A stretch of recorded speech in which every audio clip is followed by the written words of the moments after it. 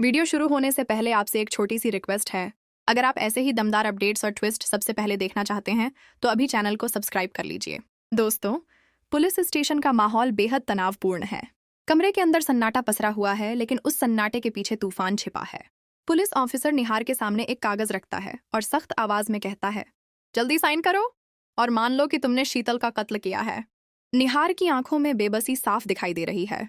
उसका गला सूख चुका है, लेकिन उसकी आत्मा जानती है वह बेगुनाह है। दूर खड़ी रूही सब कुछ देख रही है। उसका दिल जोर जोर से धड़क रहा है।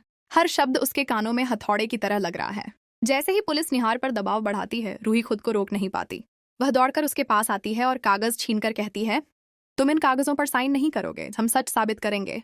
उसके चेहरे पर डर भी है, लेकिन उससे कहीं ज्यादा हिम्मत। रूही के मन में एक ही सवाल घूम रहा है, आखिर निहार को इस झूठे इल्जाम से कैसे बचाया जाए। अचानक उसे अस्पताल की वो रात याद आती है जब शीतल के कमरे में आग लगी थी।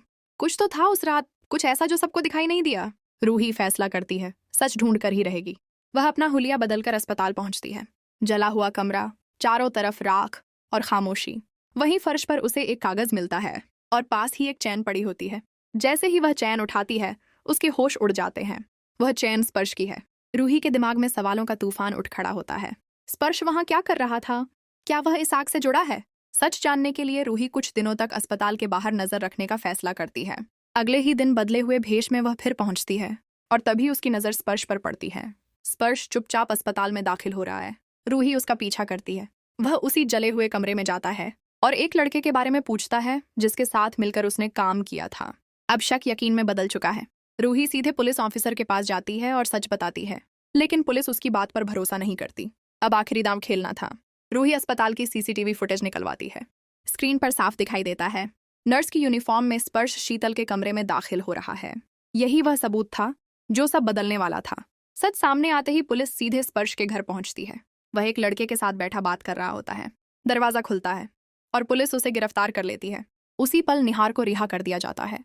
जेल से बाहर आते ही पुलिस ऑफिसर शर्मिंदा होकर निहार से हाथ जोड़कर कहता है, मुझसे गलती हो गई, मैंने आपके साथ ज्यादती की।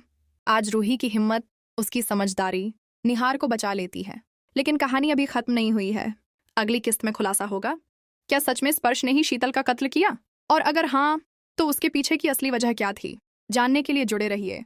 और अगर आपने अभी तक सब्सक्राइब नहीं किया है तो कर लीजिए, क्योंकि अगला ट्विस्ट आपको हिलाकर रख देगा। मिलते हैं अगली किस्त में।